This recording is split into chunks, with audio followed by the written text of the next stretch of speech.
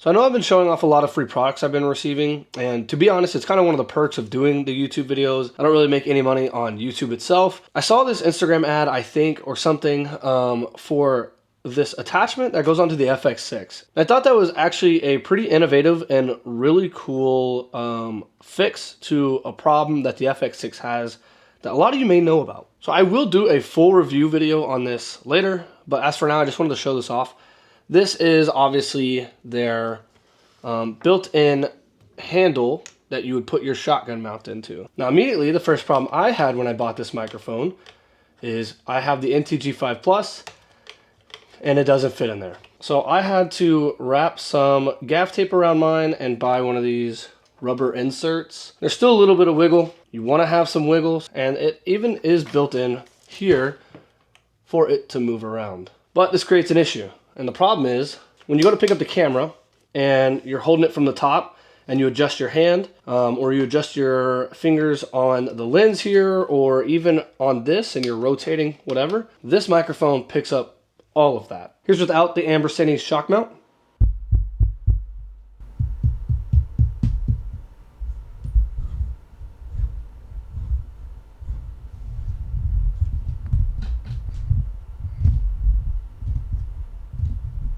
That's where this company comes in. And to be honest, I never even thought about this being a fixable thing. I came across a company called Ambersini. So you have your typical Rycote Rode looking shock mount, and you're getting this built-in shock right here, which absorbs a lot of that micro movement you get when you're walking and stuff like that. So I am gonna make a dedicated review video on this after I use it for a little bit. I just wanted to show this off now.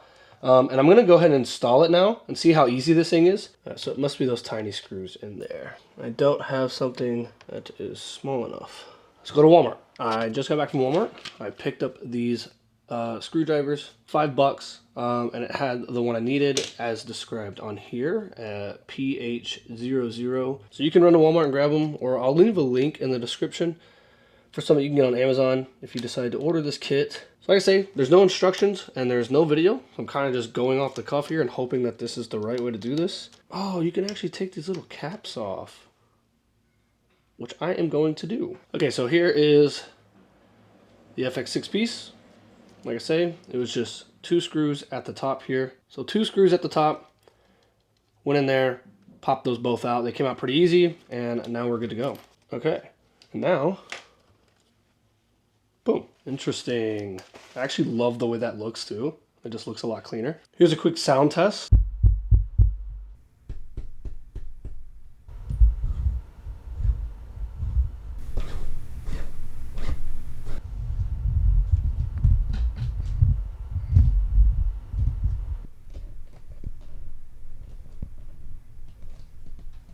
Like I said, there's going to be links in the description if you're interested in checking out. This also works for FX3. They have these for the FX3. I think it's a very worthy upgrade. I want to say it's less than $100 if I'm not mistaken, but it drastically improves the quality of your videos, especially if you're like me, you do running gun documentaries or vlogs or anything like that.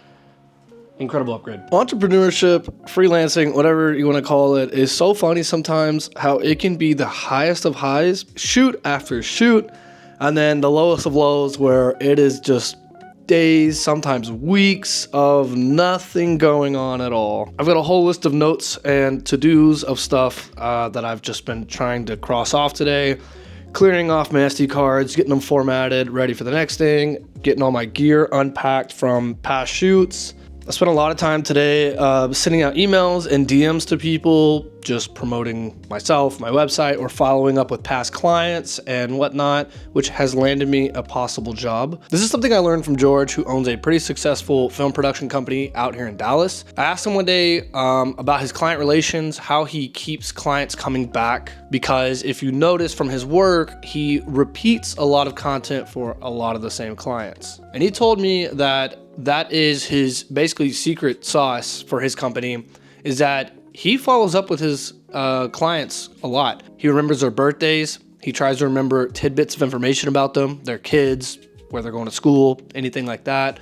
He reaches out to them on holidays to just send them an email. He says he spends a lot of time just creating and cultivating those relationships with those clients. And this is something I'm bad at. I've talked about it before. I'm really bad at networking. A lot of it is just for a lack of remembering. I'll do a video for somebody, I'll send it, they'll approve it, and then I just kind of move on. Here lately, I've just been trying to do better at reaching back out to people and just following up with them at least. So I reached out to a client that I had done work for in a couple vlogs ago. He was the one that owned the flooring company and everything like that. I remember him telling me that he was having this video made because at his daughter's school, they were basically able to present, what they do. It was like, parents' career day or something like that. He mentioned that day as well that if the video goes well, then his franchise owner and all that may want to hire me to film like a higher production, higher budget testimonial video of him and the franchise. So with that in mind, I hadn't heard from him in a couple weeks, basically since I sent the final video and got paid. Got through France, did everything, and then today I decided to reach out and I just responded with, hey man, how's it going? How'd the video go? And then he followed up with him telling me that he's gonna be sending over information shortly for the franchisee or franchise owner or whatever, so that I can basically create a quote for a video that they're looking for. So yeah, if you get a client that you do work with, keep that relationship open with them. Don't always just make it a business transaction, because those personal and relationship feelings for people will get you much further than just transactional feelings. All right, I'm gonna get back to basically doing a bunch of admin work. Check out the website, filmclubprod.com, and tell me what you think. I've kind of revamped it. I put some new content on there. And also, we are so close to 1,000 followers on Instagram.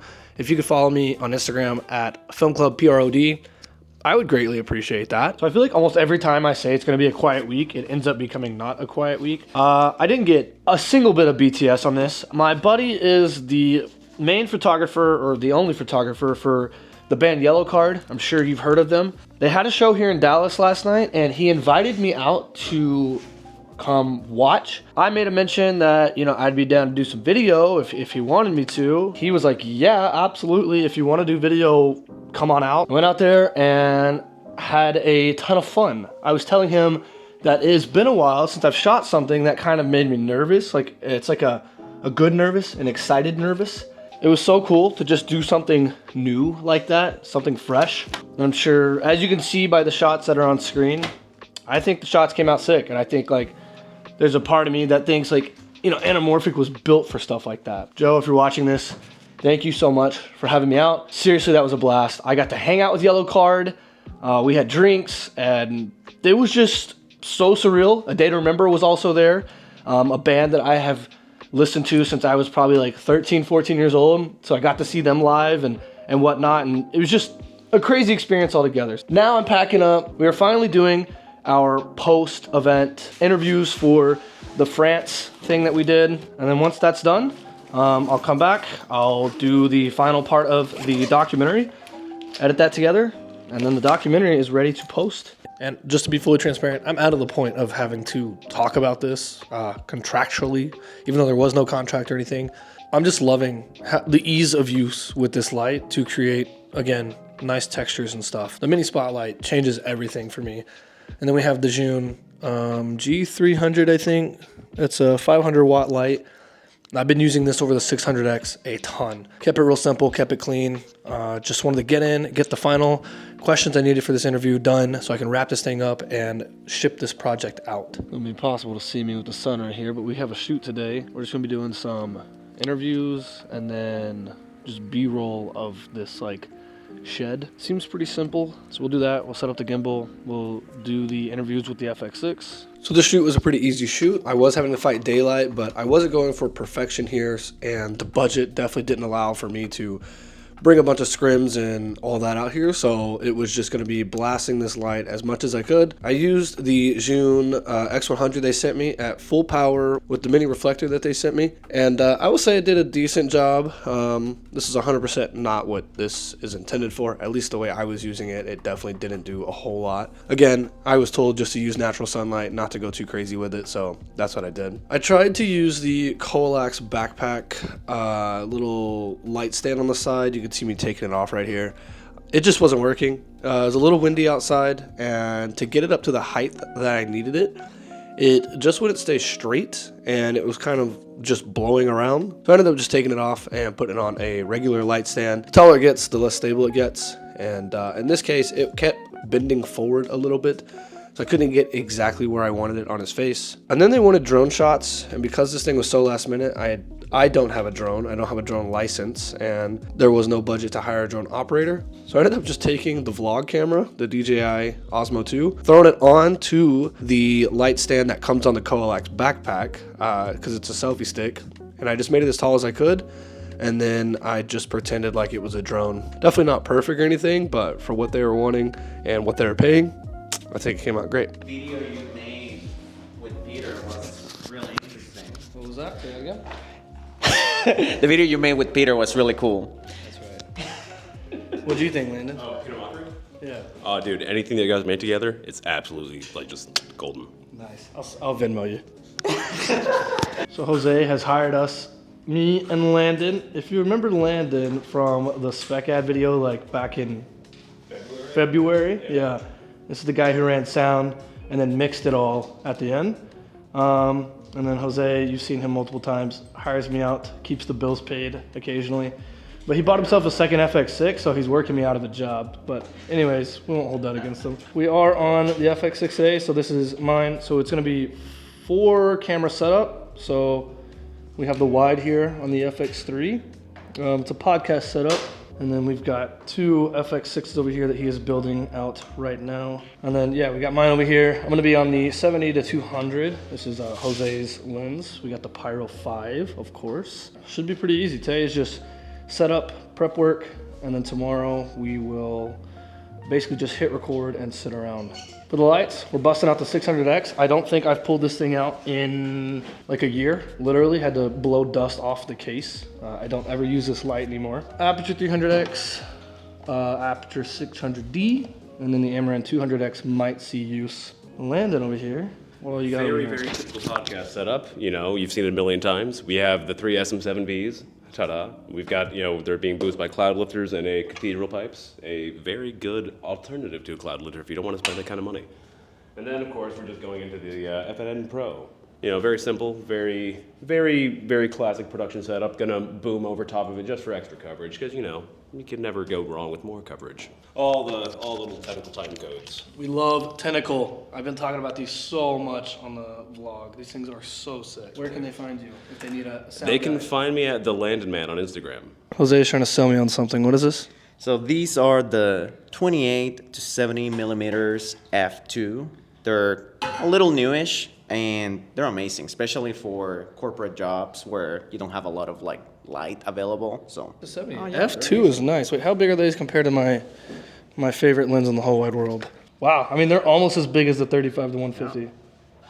That is crazy. They're fat little boys. That's the main problem with the 35 to 150 is F2 to 2.8, which I don't really ever notice a difference, but having F2 all the way through, that's pretty nice, I gotta say. That's a wrap on the shoot, so now? It was super easy, you know. The hardest part was setting up and breaking down. That's how I like it. Tell us one thing you learned on this shoot. Just make money. I learned so much about finances from all the, you know, much smarter people than me talking about finances that I'll probably never actually have, but boy did I learn about them. And yeah, no, what he said, very easy. You know, you two, Jared and Jose, make it super easy to shoot anytime, so. There you go. Let's do it again. I gotta Venmo him.